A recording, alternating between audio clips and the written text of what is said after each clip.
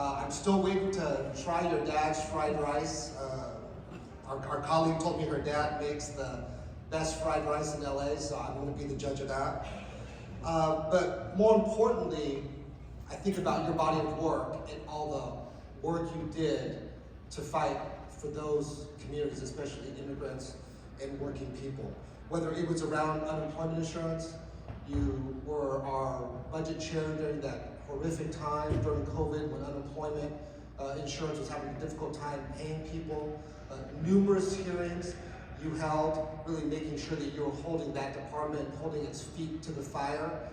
When I was going back and talking to budget staff, there was one particular hearing that you held, and it speaks poorly of us as a state, but that you had a room full of immigrants where you had to provide the Spanish translation, and you did so with amazing class and grace, but demonstrating that you were there for them. You wanted to be their advocate, and you also wanted to be their public official. You were there to hear what they had to say, but also to fight for them. That fight also stood when we were looking at the first iteration of the film tax credit. You were that stalwart, making sure that diversity and equity were absolutely top of mind, and making sure that that was on the table even as we were giving millions of dollars of tax credits. And of course, we worked hand in hand to make sure that there was major funding in affordable housing and homelessness. That's something that you had talked about, how important it was for your city, how important it was for our state. You were there at the time when we really launched the work, and to make sure that we were taking a much larger role prior to really Wendy taking over that committee chair. We had really gotten out of the affordable housing business. We were actually spending less money on affordable housing, and that's something that Wendy really made sure that she championed. But just also thinking about two issues that I was thinking about for you that you really looked at, that for people who don't have a voice. One was on that Medi-Cal asset test, making sure that folks, just because they all of a sudden get a car, just because all of a sudden they got a little bit of money from their relatives, didn't get them kicked out of Medi-Cal. And that's something that's so important, that we realize that it's so hard to get into many of our programs, but it's so easy to get kicked out. And that's something that you fought for, that you used your voice, your power to really make sure that people stood up and fought for them. And then going back and looking at the compensation victims for people who had forced sterilization, and having gone through that awful, awful, traumatic situation. And many times it's we do these awful things as a government, so we just said, we say we're sorry and we move on, and we know that that's not enough. And I think you stood up and said, that's not enough just to say, we're sorry, our bad, that there has to be compensation, that there has to be amends, that there has to be something that really has to happen. And I think if you weren't there, that would never have happened. If you weren't their voice, it would not have been done. And I go back, and I'll just close on this last thing. I remember, with members, we all have items that we fight for in the budget. But the one thing that stands out to me is the money you got for your hospital. Because if it wasn't for that, it would have collapsed. It would have not been functioning. That's something that you were very focused on, that you worked with your leaders at home, but to make sure that that is where you put your resources, the money that you could find, is really to make sure you're protecting your community. And so when I think of you, I will miss seeing you, every day up here, but I know that you're going to be home. You're going to be fighting for those same people you fought for here. You're going to be remembering all the immigrants and the working people that are in your community every day. They're going to be ready for you. They have a lot of things for you to do when you get home. And I can't wait to see what's next and to see what you're going to continue to do. Thank you, Mr. Tate. Just as a level set, that was 6 minutes. So we're asking 2 minutes, please. We have 20 members today, so Dr. Ringo. Thank you, Mr. Speaker and members. Now, Assemblymember Carrillo, you have to be careful of what you ask for if you ask me to speak up, because you're not exactly sure what you're going to get. But today I'm going to tell you a little bit about your time here, and it started with challenging first steps.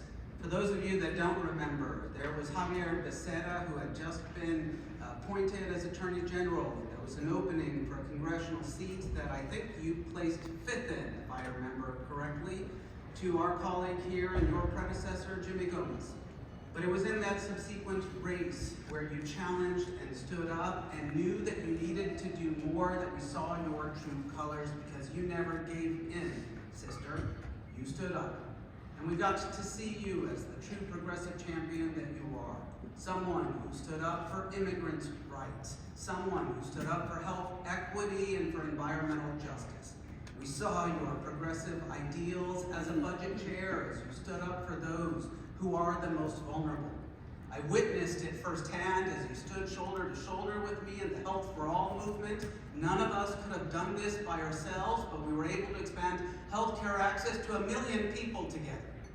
And I was there as with you and others, we were able to turn the Latino caucus into the Latina caucus because of the growing number of women who are serving right here on our floor. But I also witnessed, as you are the first El Salvadorian in our state's history to serve on this floor. And so it was in 2018 that I went with you and our Speaker Emeritus and our caucus chair and yourself to El Salvador. And there were memories I had on that trip as we went to the murder capital of the world. And what we saw was what was driving people here to our country. And what I witnessed is you standing up to the speaker and to the president and speaking about what you wanted to, which was abortion. As a woman in those hallowed halls to make sure that your voice was heard, I was so proud of you, sister. And it was there in France as we were studying extreme heat in what was then the warmest year on record, that we went to a farmhouse in France with Olivier. And you and I had fish in this random farmhouse, and we learned about urban greening and the importance. And I learned from you that you might not know the French word for cheers, but you do know the French word for fish.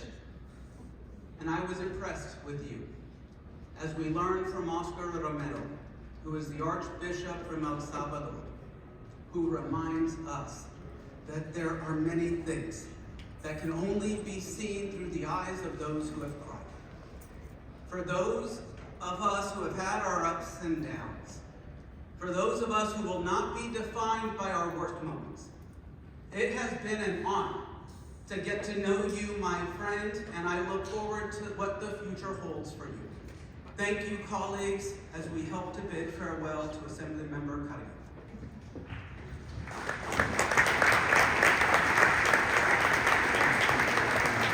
Thank you, Dr. Angela.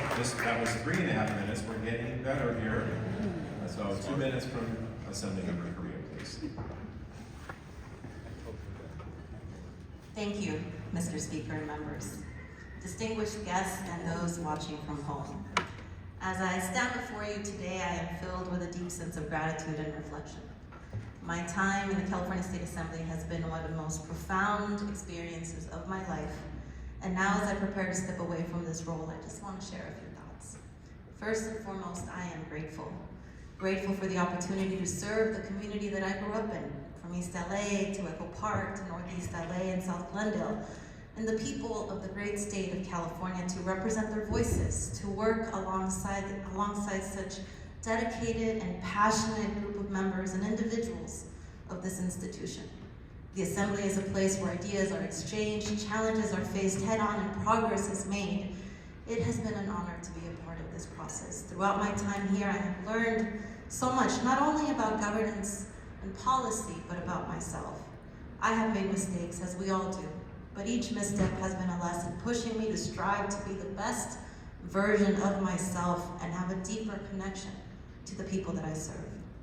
And alongside those learning curves, I am proud to say that we have also accomplished so many things. Together we have passed legislation and tackled difficult issues, got through the other side of a global pandemic, and worked to create a better future for Californians. The funding and resources serving in this body that I have been able to deliver to my district are seeds to a garden that will continue to bloom for years to come.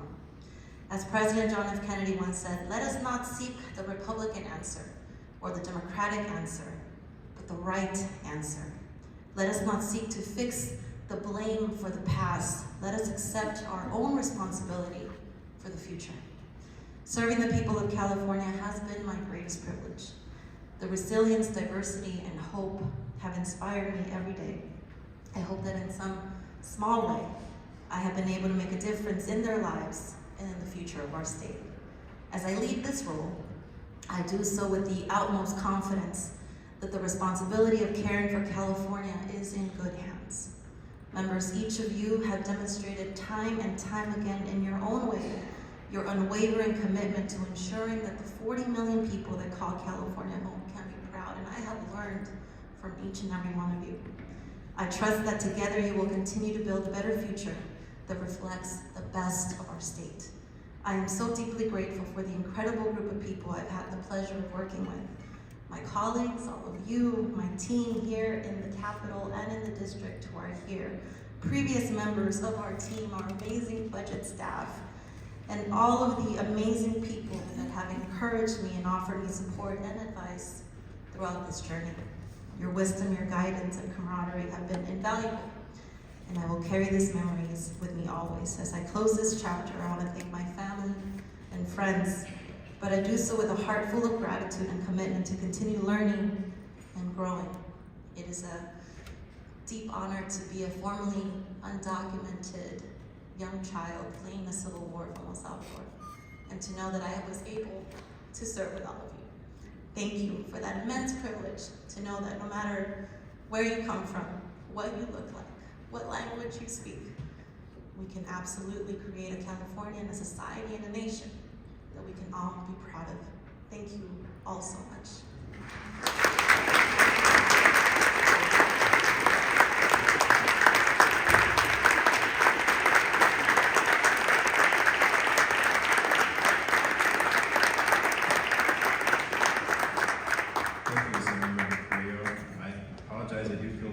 Teacher here. That was 3.5 minutes. So that's 10 minutes for the first member.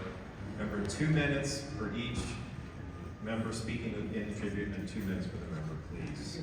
Please do your best. We are now going to be honoring Assemblymember Cervantes. The first speaker for Assemblymember Cervantes is Assemblymember Garcia. Thank you, Mr. Speaker and colleagues. It is with great honor to speak on behalf of our colleague, young woman here who I refer to as a home girl, given that we come from the same part of the state of California, and as you all know, we're very proud to represent the Coachella Valley. I want to welcome her family, her parents, wife, her beautiful 3 children, and sister to this amazing place that we call work, the California State Assembly floor. I want to talk to you about her leadership